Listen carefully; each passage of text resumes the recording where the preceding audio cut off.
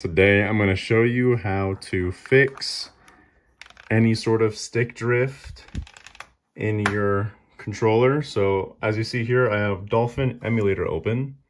And if you're looking here, everything looks sound and clear on both sides. But before making this video, the C stick here was kind of stuck like this. And no matter what I did, every time I would move around, I could move around, but when I let go, it'd be down here or like this.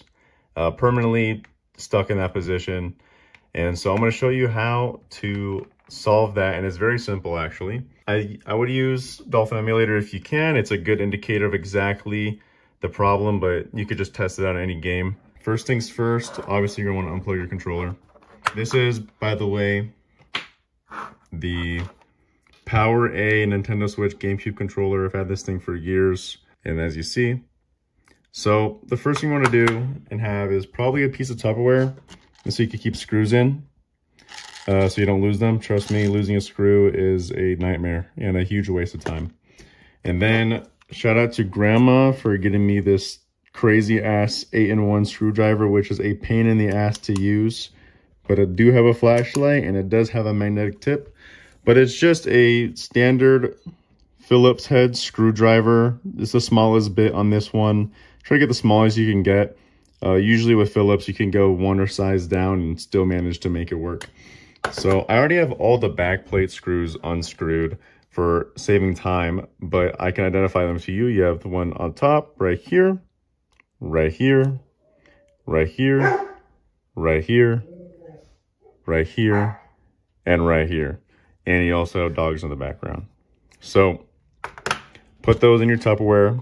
I put them in the right corner because there are two other screws that are different sized that will need to be unscrewed. With that, you can take off the back plate just like this. Only thing that's attached to the side are the analog buttons, which are screwed in. So if these are your problem maker, that's how you open these up. But we can just set this to the side. So then now you have the chipboard, which is still attached to the front. You could rock with the controller like this if you wanted to. Most of the components are attached to the front plate. But as you can identify, you have this screw and you have this screw, which are both the same size, but depth-wise, they're smaller. So you're gonna go ahead and unscrew these. And now after unscrewing those two screws, as seen right here and right here, it's time to eject the front cartridge, or the front chipset. As you're doing that, just pushing down is going to lift it up because those two screws were holding it in place. Just be careful of these two membrane pads as they are loose, and this one did fall out when I was first fixing it. It's not hard to get back in, but it is a little annoying. So I'm just going to go ahead and take it, pull it out. As you see, you have yourself the main chipboard. This was stuck to it originally. I don't think it's going to cause a problem, but I just think because it was there for a while. But as long as they are in contact, it's fine. This is just the membrane that pushes against the contactor pads.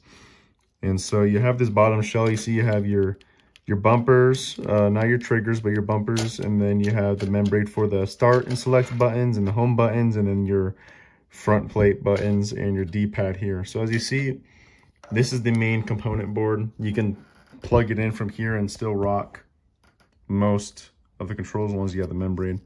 So as you see here, we have our D-pad and our two joysticks. Now mine was the C stick. It could easily happen to your C stick too. I recommend doing what I'm going to show you for both as preventative maintenance, but we can move this to the side now.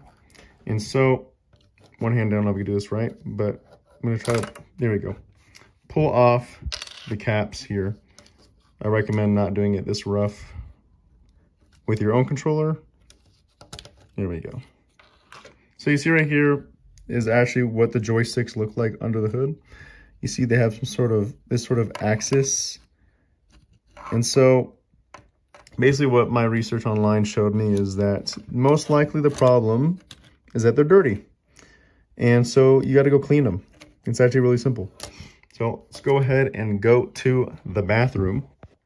All right, so now we are here at the bathroom, same piece.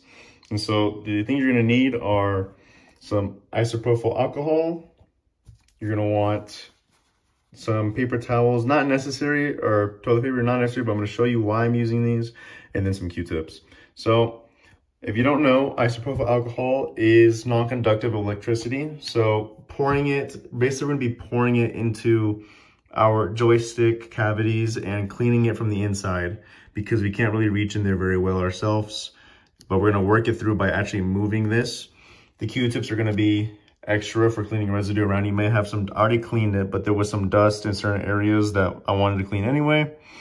And the reason I'm using the toilet paper tissues is because I didn't really want to drown the controller in this or also put this in a tub and do it. So what I did is, I'm going to show you, basically you pour some of that isopropyl alcohol onto the corner here and then squeeze it to drip it down into the cavity. So let me show you real quick. All right, so now we have our wet paper towel and I'm just going to squeeze here. You see that? I'm not going to do any more because I've already cleaned it. But you want to keep doing that. Probably a few drops. Probably more. Because I actually did this. Went to my room. It got better, but wasn't completely fixed. So I came in and did another round. So be generous. It's not going to destroy your controller. It's non-conductive. It's not water. I also recommend dipping your Q-tip into here. Tilting it to get that in. You see it's wet. Gonna knock off the excess and then going around and cleaning not just this piece, but I would recommend getting in there, cleaning all around, but then also cleaning some of these pieces, maybe right here too. It's not gonna hurt. And I also did this to this same exact one. Even though this one's working, it's preventative maintenance. It may happen to your other stick. Also, because the rest of the board is also non-conductive to alcohol, you can clean the rest. Just don't go ham, be delicate. After you've dropped in your alcohol in either of ports, I would recommend doing one at a time, go ahead and use your hand and just start working it in. You want to start working in that alcohol, cleaning it around, moving it around as much as you can because you're not able to reach in there yourself. Do this for maybe a minute. If it hurts your hand, you could get the joystick cover back on and use that instead. And you're just going to run that through. And now we're back at the desk. We're going to go ahead and grab our cord here, which I have plugged into the front of my PC. You're gonna just plug it in and we're gonna keep it in this stripped down state because like I said, it took me 2 rounds to get it right. So doing it, putting it all back together and realizing you still fucked up is gonna be annoying. So you're gonna keep it like this. And as you see, I have it set to the wired controller. Make sure you go to your devices list and find the correct one. And sure, we got the C stick or control stick. And then on the C stick, we are golden. No problems here whatsoever. It used to be kind of stuck like that. And every time you go up, it kind of be glitching. Completely smooth now on both sides. And I would let this dry for a bit. Come back, test it maybe 30 minutes to an hour later. Make sure it's still there. Make sure there's no persistence. You won't have to take this thing apart back and forth multiple times. Once that's done, you could go ahead and reset your controllers, not reset, but reassemble. And so you're gonna want to do what we did before, but backwards. So we have the front set here. Make sure the membrane is all pushed in. Mine was attached before, now it's not. I think that might have been some adhesive glue, really doesn't matter. The part that matters here though is these little membrane caps. These are a pain in the ass, so you have to squeeze the top of the chipset to that layer. So we're gonna, first of all, what I did first time, which was annoying, is I forgot to put these back on. So put your caps back on. All right, so make sure you really press those on there. Make sure they're the right order. You can squeeze, don't worry, the back, you're not gonna damage the back unless you're just really rough. So you can rest your finger on it and squeeze. Same thing with this one. Make sure the C is in the correct spot. All good, run it around. Very nice, all right. Now you're gonna watch out here because you need to line these up perfectly in between that cap and that membrane. So you're gonna line it up. Try to do this with the camera pro. All right, we have that, and we have this one. Just going to try and, there we go. So I recommend not having it fly against the table because the buttons are gonna try to push it back up.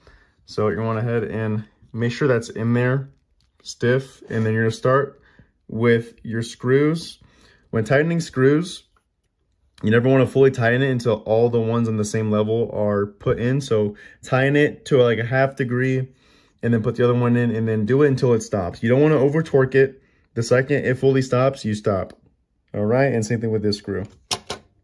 Now make sure when you are screwing, I can't demonstrate because I only have 4 hands like a Machamp, but make sure you're holding down this plate so that the screw is getting its full travel path, because if you're not, it might just lift up and then it looks like it's fully closed in, but it's not. So make sure you're holding on the plate as you're screwing to make sure you get all the way to the bottom level here. And you're going to do the same thing with this side.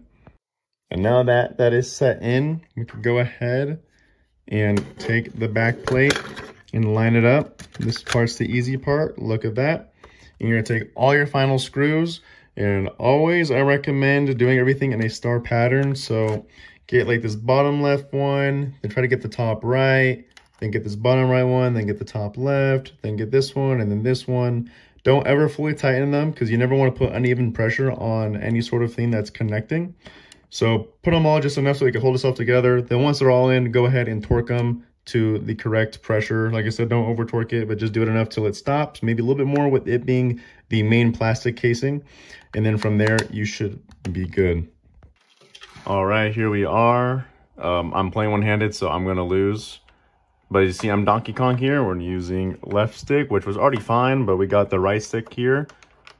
As you see, now I'm the Koopa, and I'm using this stick to move around.